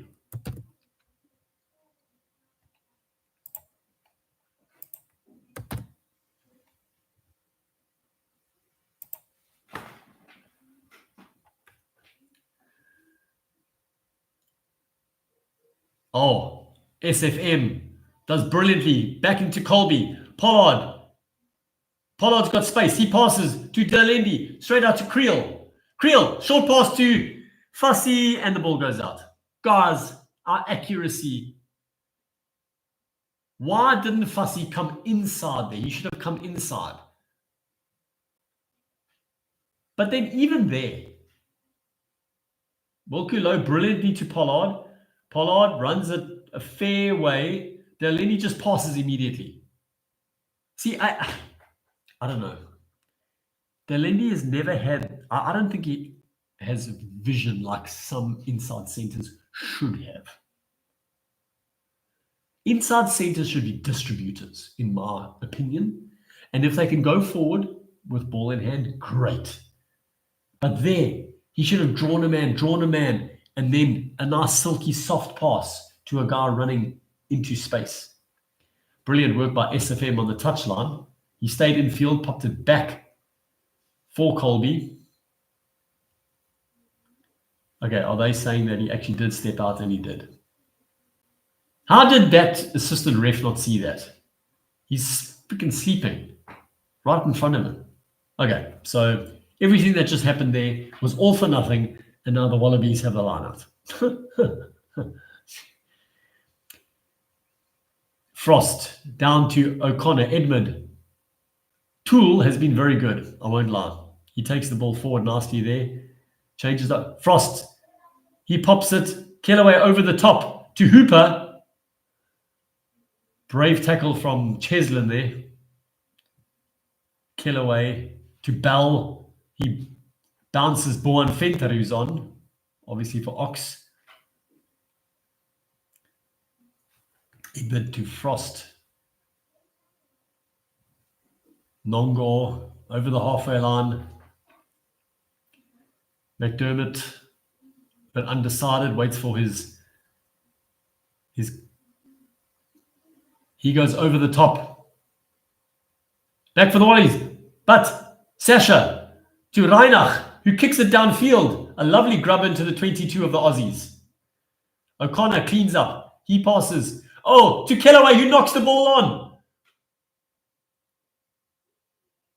And South Africa. Esterhuizen was onto it. He couldn't play the ball. So wouldn't that be a penalty, referee? He couldn't play the ball. Kellaway, look, it was a bad pass from O'Connor. Right at Kellaway's feet. He knocked it on. It dips, it dips, it dips. Yeah, no. I mean, O'Connor, really, that's not an acceptable pass. But then, how didn't we force the penalty there? I mean, Esterhuizen was on his feet there, and it still came out their way, and he had no support. Anyway, you couldn't ask for a better position for a scrum. 17 or 18 meters out from the try line, right in the middle of the field. This is where you champion teams score in situations like this. And we are a champion team. We've won everything we can win. So we are technically, officially, a champion team. Now let's see if these players can do the job. A solid scrum, if not a dominant scrum, at least a solid scrum. So you're on the front foot. What are we going to pull here? We get the penalty. Reinach feeds Derlendi. He makes 4 or 5 meters. Reinach changes direction. Bohan Venter goes himself up to the 5-meter line. Reinach, short pass to Pollard. Reinach again goes left. He then goes himself. He tries to reach, but can't quite get there. The ball picked up at the base, I think by Venter. Short. Inches away again. Etzebeth is eyeing the try line, and he scores. Eben Etzebeth scores on the line. Just like theirs, which was a little dodgy, if I do say so. An 8th test try for Eben Etzebeth.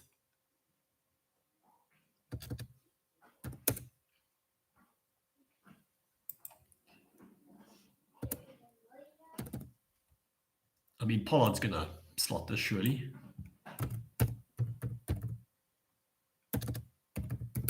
It is a myth.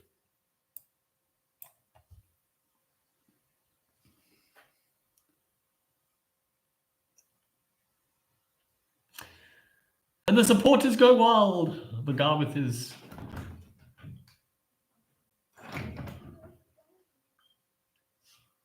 We're into the 75th minute here. Pollard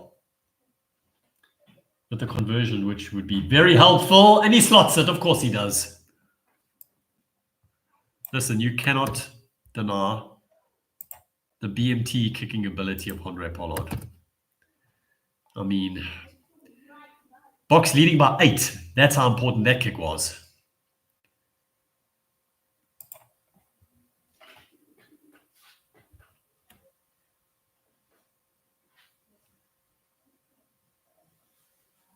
Three tries. Let's see if we can get that bonus point. It could be, well, it's, oh no, Etzebeth.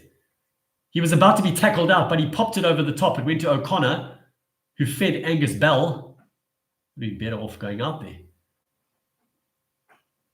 O'Connor gets the ball away to Jorgensen. He finds space. He comes back inside. Tackled by Derlendi, but he's made a lot of ground. McDermott doesn't know what's going on. He gets tackled. Cannot concede just after scoring. It's the worst thing ever. I know it's an obvious statement, but Fainga Amosa plays O'Connor. O'Connor to Edmund. He's over the... Yes, Colby steals the ball, surely. And he forced the penalty. Beautiful work from the pocket rocket. He was isolated. Colby was on his feet over the ball. So the penalty is just inside the box 22. Colby took a bit of a whack there. Let's hope he's all right.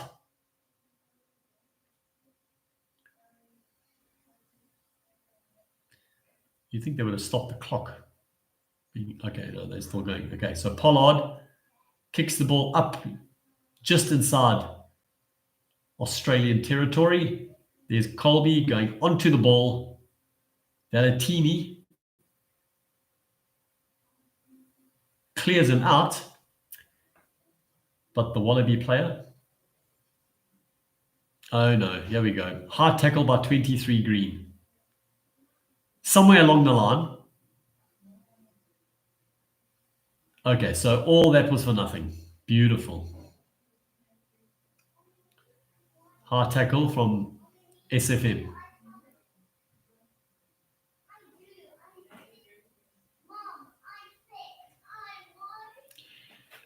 So he's saying no yellow card, but it is a penalty to the Wallabies.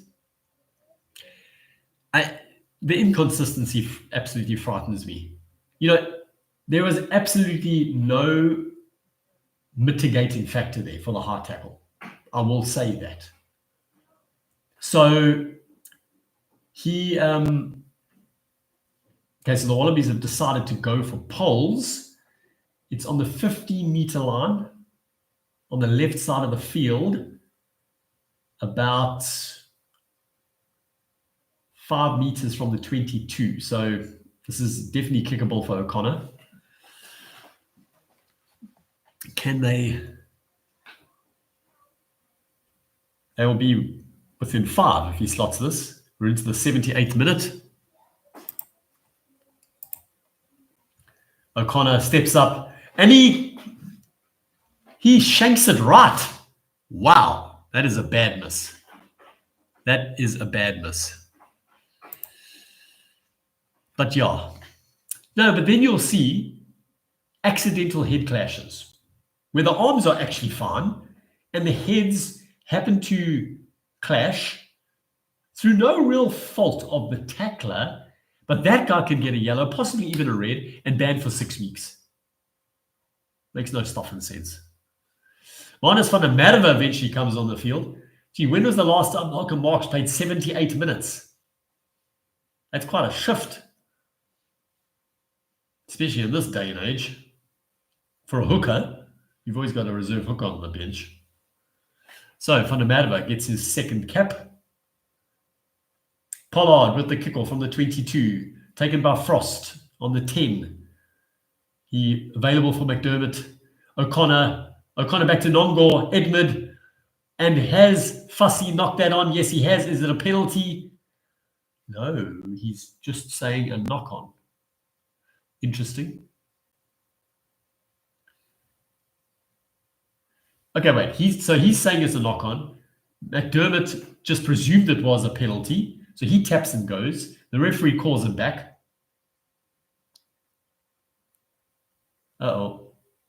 That's a yellow card for Fussy. I hate to say it, but Fussy has not had a good game.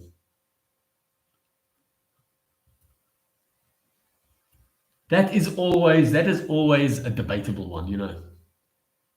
Did he try and catch it? Oh, I've got to see that again. Do you see? He slapped it down. Yeah, he just slapped it down. Yeah, ref. Yeah, sure. It's often not like that. You try to catch the thing and it goes forward.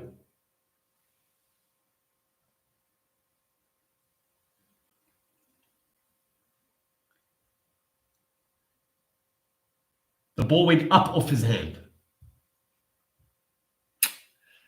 You know what? Penalty maybe, but not a yellow card for goodness sake. Anyway, O'Connor has decided to go for poles. We're into the last minute. Just inside the half. And it looks like it's going over. No, it's short. Pollard catches it, kicks it downfield, and finds a good touch. So McDermott takes it quickly to Kitaway. Good Diacha tackles him backwards. McDermott kicks it downfield, but it's a charge down. Back to McDermott. Knock on by McDermott. Van der Merwe picks it up. The ball comes out for Reinach. Let's get that 4th try. Esterhazen goes himself. They're not allowing him to place the ball. Reinach. No advantage from the knock-on. Well, to me, that's a penalty. because they did not allow Esterhuizen to place the ball. Okay, we can't lose the game now. The hooter has gone. I want to see us play until we score the 4th try. Looks like they're hatching plans. We've got SFM, Pollard, Creel, Etzebeth, Reinach, all in a huddle. Colby comes up. Lindy has a say. Okay, so Lutdiocha is being looked at.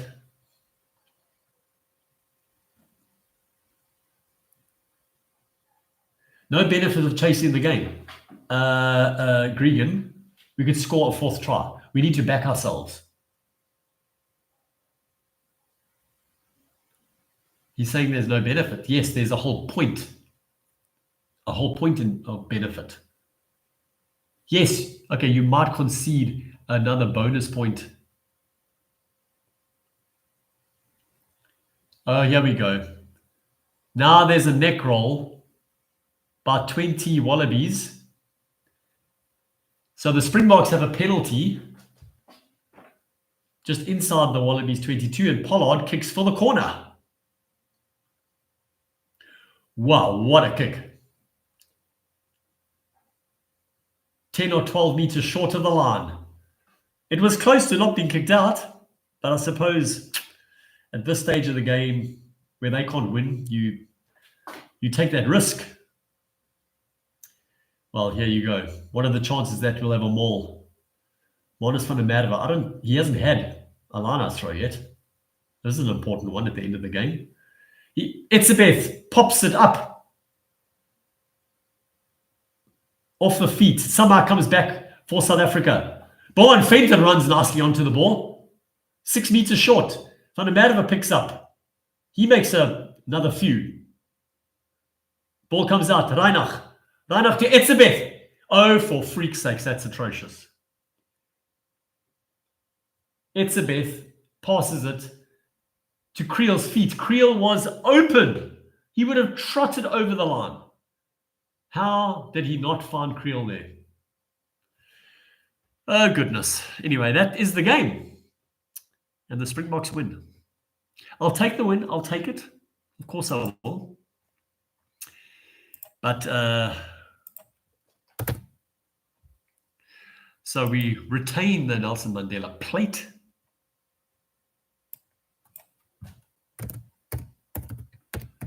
Full time. Box 30, Wallabies 22. Tries for Kane and Moody and Kwagga Smith. Both converted by Pollard.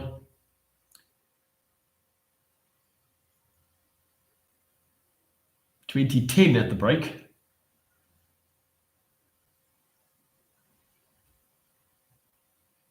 Jorgensen with a second try in as many weeks. Another one from Paenga Omosa. A late try by Etzebeth, which effectively sealed the game. 30-22, full time.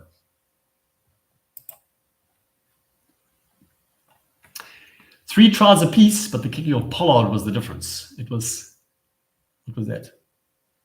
6 out of 6 for Pollard, with O'Connor missing a couple. Actually, eventually 3. I mean, the one was tough from out there, and he isn't the longest kicker in the world. Well, that's that. We're back on track. I would like to see a hybrid game, possibly, between last week and this week. It almost seemed like we reverted back to the conservative. But look, it works for us, doesn't it? So what can we say?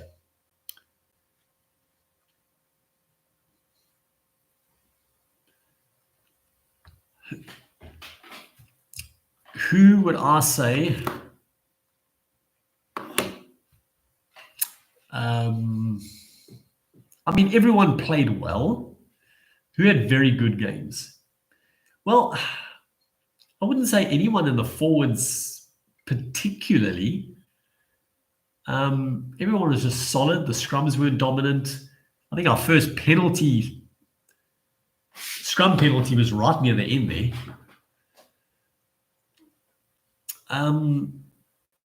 Norkia, good again. I must say, Quagga Smith had a good game. I would say out of the forwards, Quagga Smith probably had the best game out of the 8. Williams, industrious as always. Pollard, solid. I mean, obviously his kicking was brilliant. Delaney and Creel, man, I'm not inspired by their play. Sorry. Pollard is man of the match. I mean, yeah, he was solid, but his kicks won us the game. So there you go. Fair enough. Colby, Moody, I don't think Fussy. I don't know if he was great, to be honest.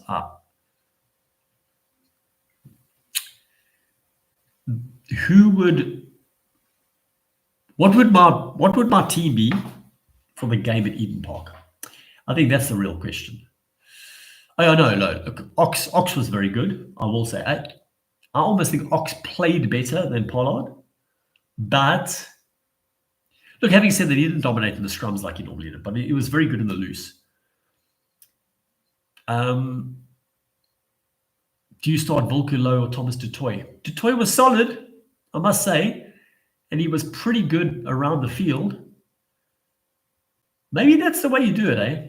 Du Toit, look, you know what? I really don't mind. Du Toit or Low, starting on the bench.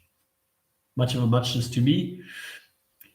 Do you put Bongi on the bench, being the experienced player he is, or do you put Van der Merwe on the bench? I mean, he literally got 2 minutes. I mean, you can't tell anything from that. Boan Venter, solid, and was pretty good with ball in hand, I must say. Is Wessels gonna? I mean, he didn't play because he supposedly got a knock in training. He probably would have played, but Venter or Wessels on the bench, again, don't really mind. Starting, I'd go Etzebeth Norkia. I really would. That's what I would do in terms of starting. Well, then, in terms of the loose forwards, who's available? It's Fraser. His name's Fraser, not Frazier. Shimange. How difficult is that? Fraser. Mac Wright. It's not rocket science. It's one of the easier names. Van Staden, he's been good.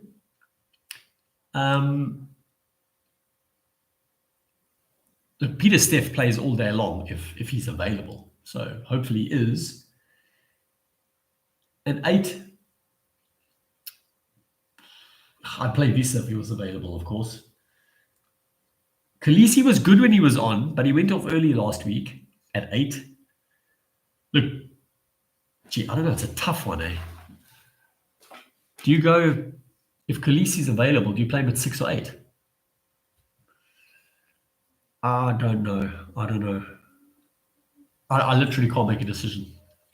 Obviously, Pollard's going to play against, I can't see anything else there. I would play Esterhuizen and Moody. Sorry.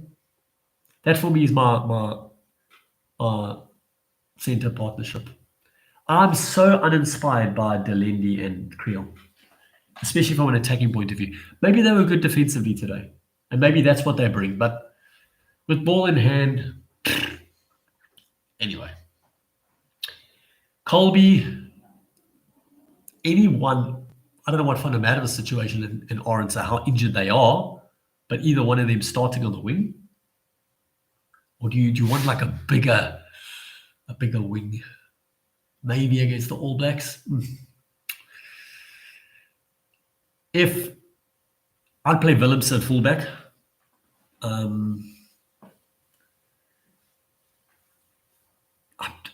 wing. You know what? My Pimpy might be a good option. Colby and my Pimpy. He's a bit bigger, I think. And then the reserve scrummy. Okay, then on the bench, I'd definitely have Argia. I'd have Argia and Mostert. Because Mostert has shown he can play flank. So he can come in and lock if he needs to or play flank. But then it depends. You go on a 6-2 split. So depending who you choosing between Van Staden, Khaleesi, and Kwacha, the one that doesn't start is on the bench. 6-2 split. Reinach, okay, he was pretty sharp when he came on. I mean, he's been the one playing. I can't see them playing someone over him. And then I'd have SFM. Perfect bench player. Can play 12, 10, and 15. He came on at 15 today. Willemse can go to Flav if needed, or SFM. Doesn't matter. Willemse can play 12 as well. Moody can go outside. Esterhuizen can play on the flank. Williams can move to the wing. I mean, so you know what? I'm nailing my colours to the mast. I'm going to go with Van Staden. And if Khaleesi's available, I'll play bit 8 again. I know it's controversial, but Van Staden's been good enough to keep his place. Peter Steff plays all day long if he's available. If he's not available, maybe Franco again. Then he comes off the bench. Then you have Argia, and you don't need another lock on the bench because Franco can come into lock. So then you have 2 loose forward replacements. Actually, you don't, because Esterhuizen can go there if he's starting at 12. If he's not starting at 12 and Delendi starts, maybe, then he can be on the bench and cover both. Anyway, I'm confusing myself. You get the picture. Well, that's it from me. Thanks for those that listened. Please, you know what? I'm just here having some fun. And if you enjoyed it, I'd love your feedback. I'd love your opinion on anything related to the game.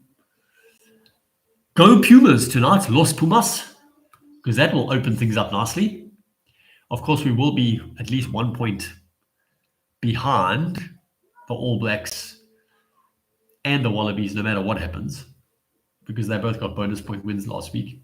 So Jesse Creel is going to lift the Nelson Mandela plate, and he does it, and it's the most unenthusiastic raise ever. He he gives it to Colby, who's like, "What are you giving this to me for? I don't know what to do with it." Oh, okay, I'll put it up.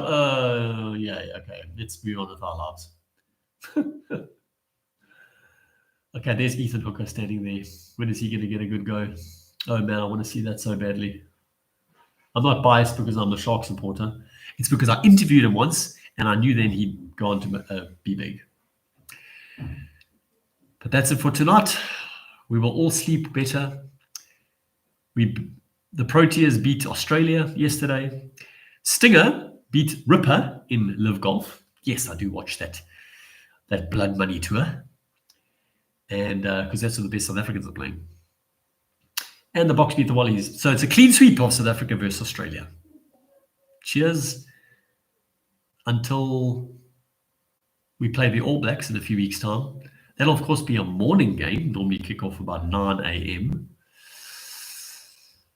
Just depends what's happening, whether I'll do this again. But if you enjoyed it, let me know, and I'll try my best to do it again. Bye.